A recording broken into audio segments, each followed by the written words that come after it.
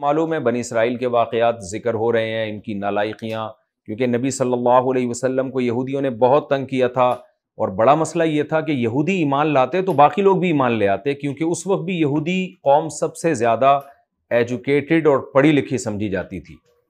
تو اللہ نے بتایا کہ یہ اہل کتاب ایمان نہیں لے کر آتے، انہوں نے اپنے پیغمبروں کو بہت ستایا ہے، اور اسی وجہ سے تو اللہ نے بنی اسماعیل کی طرف نبوت کو منتقل کیا ہے کہ اب اللہ اسحاق علیہ السلام کی اولاد سے نبوت کو لے کر اسماعیل علیہ السلام کی اولاد میں اللہ نبوت کو منتقل کرے گا۔ اسی کا تذکرہ چل رہا ہے، وَاسْأَلْهُمْ عَنِ الْقَرْيَةِ الَّتِي كَانَتْ حَاضِرَةَ الْبَحْرِ، آپ ان سے اس بستی کے بارے میں پوچھئے جو سمندر کے کنارے رہا کرتی تھی۔ یہ بستی کون سی تھی؟ یہ داؤد علیہ السلام کے زمانے میں بنی اسرائیلی تھے جو سمندر کے قریب آباد تھے۔ اللہ نے ان کی نافرمانیوں کی وجہ سے ان پر سخت احکام ان کو دیے تھے، پیغمبروں کے ذریعے ان پر احکام سخت ہوتے چلے جاتے تھے۔ تبھی تو آپ دیکھیں نا، نبی صلی اللہ علیہ وسلم جب آئے تو، بلکہ عیسیٰ علیہ السلام بھی جب دنیا میں آئے تو ان کا ایک ذمہ داری یہ بھی تھی کہ بہت سی حرام چیزوں کو حلال کر دیں، یعنی وہ حرام چیزیں جو بنی اسرائیل پر ان کی نالائقیوں کی وجہ سے حرام کی گئی تھی، اور ہمارے نبی صلی اللہ علیہ وسلم کا بھی یہ وظیفہ بتایا گیا۔ تو قرآن کہتا ہے کہ ہم نے بنی اسرائیلیوں کے فسق و فجور کی وجہ سے کچھ سخت احکام ان کے لیے دیے ہوئے تھے۔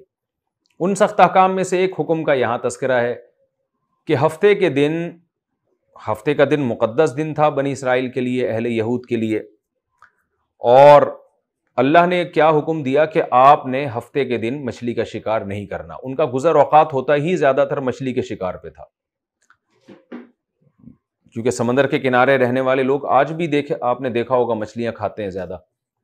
تو اللہ نے ان کو آرڈر دیا کہ ہفتے کے دن مچھلی کا شکار نہیں کرنا، لیکن پھر ان کو آزمائش میں ڈالا۔ وہ آزمائش کیا تھی کہ ہفتے کے دن مچھلیاں کنارے پر سمندر کے زیادہ جمع ہو جاتی اور سر اوپر نکالتی تھی وہ، یعنی ظاہر کا مطلب یہ کہ بالکل اوپر سطح پہ آ جاتی، بڑے آرام سے پکڑ سکتے تھے۔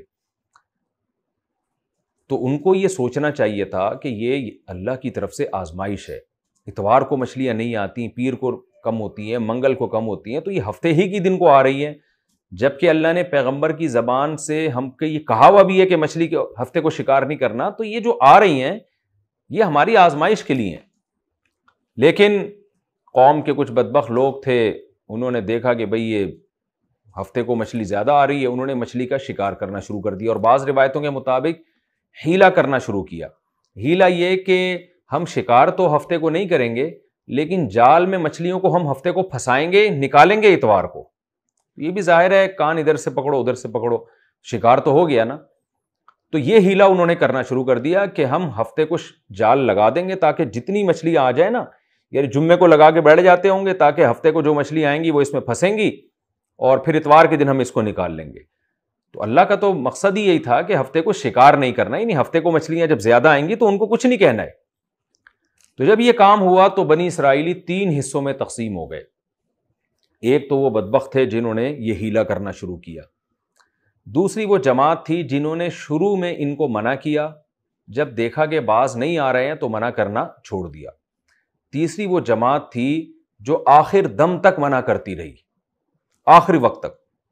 تو اس کا تذکرہ قرآن میں ہے، اِذْ یَعْدُونَ فِی السَّبْتِ، جب انہوں نے ہفتے کے دن میں اللہ کی حدود سے تجاوز کیا، اِذْ تَأْتِیہم حِیتَانُہم، جب آیا کرتی تھیں ان کی مچھلیاں، یوم سبتہم، ان کے ہفتے کے دن، شرعاً ظاہر ہو کے، وَیَوْمَ لَا يَسْبِتُونَ لَا تَأْتِیہم، اور جس دن ہفتہ نہیں ہوتا تھا مچھلیاں نہیں آتی تھیں۔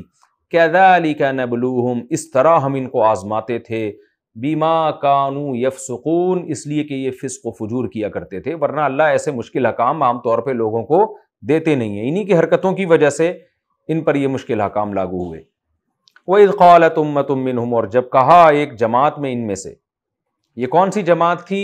جو شروع میں نصیحت کر رہی تھی، لیکن جب اس جماعت نے دیکھا کہ نصیحت کا اثر نہیں ہو رہا تو نصیحت کرنا اس نے چھوڑ دیا۔ تو اس جماعت نے کیا کہا؟ لِمَ تَعِظُونَ، تم کیوں نصیحت کر رہے ہو قوماً، ایک ایسی قوم کو، اللہ مہلکہم، جن کو اللہ ہلاک کرنا چاہتا ہے۔ یعنی انہوں نے اس جماعت سے کہا جو اسٹل اب تک مسلسل نصیحت کرتی چلی جا رہی تھی. ایک جماعت تھی نا جس نے نصیحت کی، دیکھا نصیحت کا اثر نہیں ہو رہا تو چھوڑ دیا، اندازہ ہو گیا کہ بھئی یہ قوم اب ہلاکی ہوگی، اس کے مقدر میں عذاب ہے، لہذا ہم پیچھے ہٹ جاتے ہیں. دوسری قوم وہ مسلسل لگی رہی. کیوں لگی رہی؟ اس کی وجہ آگے آ رہی ہے. تو اس پہلی قوم نے دوسری قوم سے کہا کہ جس قوم کو اللہ ہلاک کرنا چاہتا ہے، ان کے عمل سے لگ رہا ہے کہ یہ برباد ہونے والے ہیں، تو ان کو نصیحت کر کے اپنا ٹائم ویسٹ کیوں کر رہے ہو؟ یا تو اللہ ان کو ہلاک کرے گا، او معذبہم عذابا شدیدا، یا سخت ترین عذاب اللہ ان کو دے گا.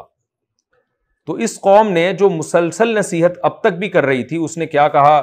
معذرۃ الی ربکم، ہم اس لیے نصیحت کر رہے ہیں تاکہ تمہارے رب کے سامنے کل قیامت کے دن عذر پیش کریں. یہ وہ طبقہ تھا جس کے دل میں اللہ کا خوف سب سے زیادہ تھا. انہوں نے کہا کہ بھئی اگر ہم مایوس ہو بھی جائیں تو قیامت میں ایسا نہ ہو کہ ہمیں بھی عذاب ہو جائے، تو ہم اللہ سے کہہ سکیں گے اللہ ہمارے بس میں یہی تھا، ہم آخری وقت تک نصیحت کرتے رہے. وَلَعَلَّهُمْ يَتَّقُونَ، اور شاید یہ بچ جائیں. یعنی اس کا بھی تو امکان ہے نا، کوئی ہم پر وحی تو نازل نہیں ہوئی ہے کہ ہم مایوس ہو گئے ہیں اور یہ اب واقعی عذاب ہی آئے گا. تو عین ممکن ہے آج نصیحت اثر نہیں کر رہی، کل دوبارہ نصیحت کریں گے شاید اثر کر جائے. تو امکان ہے، بہرحال 100% مایوس ہم نہیں ہو سکتے. وَلَعَلَّهُمْ يَتَّقُونَ، اور شاید کہ یہ لوگ بچ جائیں. لیکن قرآن کہتا ہے فَلَمَّا نَسُوا مَا ذُكِّرُوا بِهِ، جب یہ لوگ بھول گئے اس بات کو جس کی ان کو نصیحت کی جا رہی تھی.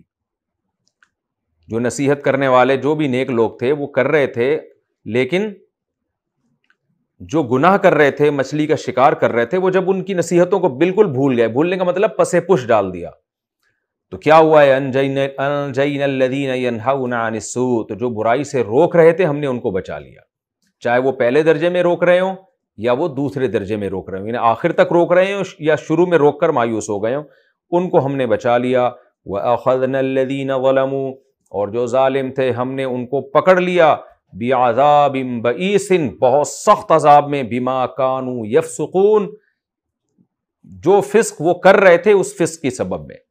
وہ عذاب کیا تھا اس کا آگے تذکرہ آ رہا ہے. فلما، پس جب، عتوا عما نہوا عنہ، جس چیز سے ان کو روکا جا رہا تھا اس میں انہوں نے سرکشی کر لی، بہت زیادہ برائی میں آگے نکل گئے.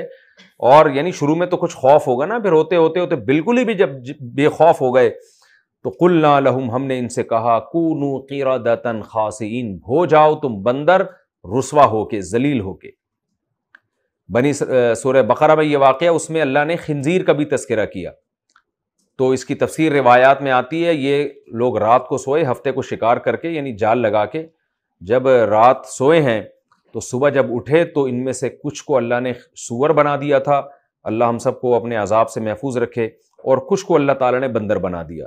اور ایک حدیث میں آتا ہے کہ 3 دن تک پھر یہ بندر اور خنزیر کی شکل میں رہے اور روتے رہے، اور 3 دن کے بعد اللہ نے اس قوم کو ہلاک کر دیا، جو بھی جن پر عذاب آیا تھا.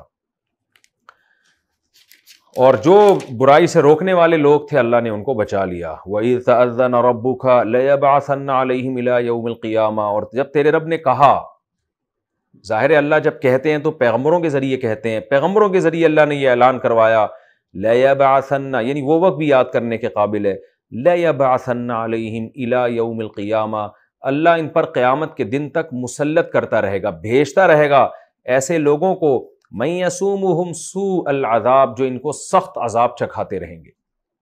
اور یہ تاریخ آپ اٹھا کے دیکھیں، قرآن کی یہ صداقت ہے، یہودیوں پر ہمیشہ سے کچھ نہ کچھ وقت کے بعد کوئی نہ کوئی آفت آتی رہی ہے، اور کوئی نہ کوئی ایسا بادشاہ مسلط ہوتا رہا ہے جو ان کو گاجر مولی کی طرح کاٹتا رہا ہے.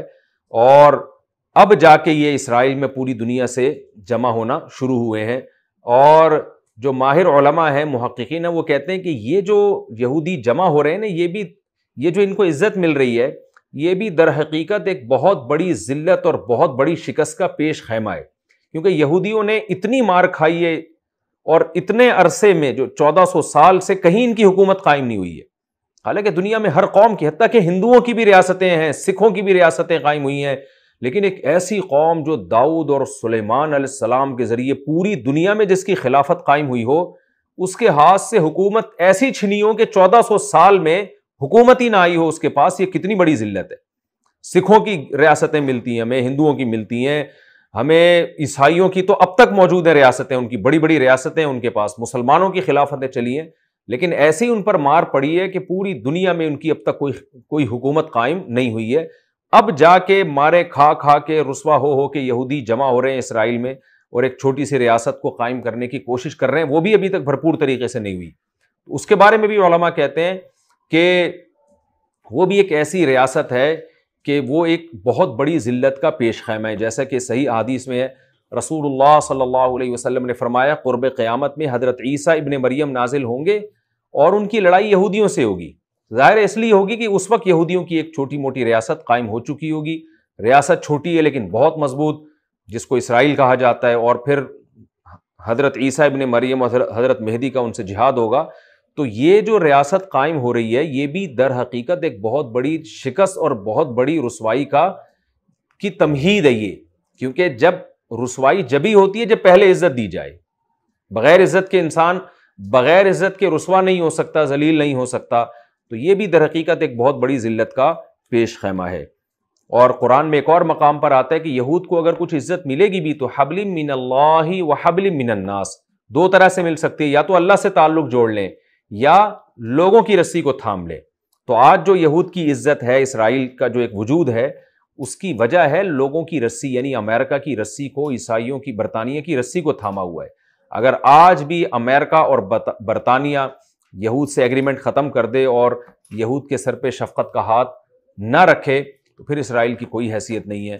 تو امریکہ اور برطانیہ سے ایگریمنٹ کر کے یہود یہاں تک پہنچے، تو قرآن میں اللہ نے بتا دیا وَحَبْلٍ مِّنَ النَّاسِ، ان کا اپنا وجود نہیں ہے، یہ لوگوں کے ذریعے اپنی ایک مضبوط ریاست یا اپنا کوئی مقام بنا سکتے ہیں۔ ورنہ وہ قوم جس نے دنیا پر حکومت کی ہو اس کو کیا ضرورت ہونی چاہیے لوگوں کی۔ تو اللہ فرماتے ہیں اِنَّ رَبَّكَ لَسَرِيعُ الْعِقَابِ، تیرا رب بہت جلد عذاب لینے والا ہے، وَإِنَّهُ لَغَفُورٌ رَحِيمٌ، اور بہت معاف کرنے والے ہیں۔ اگر آج بھی یہودی توبہ کر لے اللہ ان کے جرم کو معاف کر دے گا۔ وَقَطَّعْنَاهُمْ فِي الْأَرْضِ أُمَمًا، اور بنی اسرائیلیوں کو ہم نے مختلف ٹکڑوں میں تقسیم کر دیا، مختلف قبیلوں میں، منہم الصالحون، ان میں بہت سے نیک بھی تھے، ومنہم دون ذالک، اور بہت سے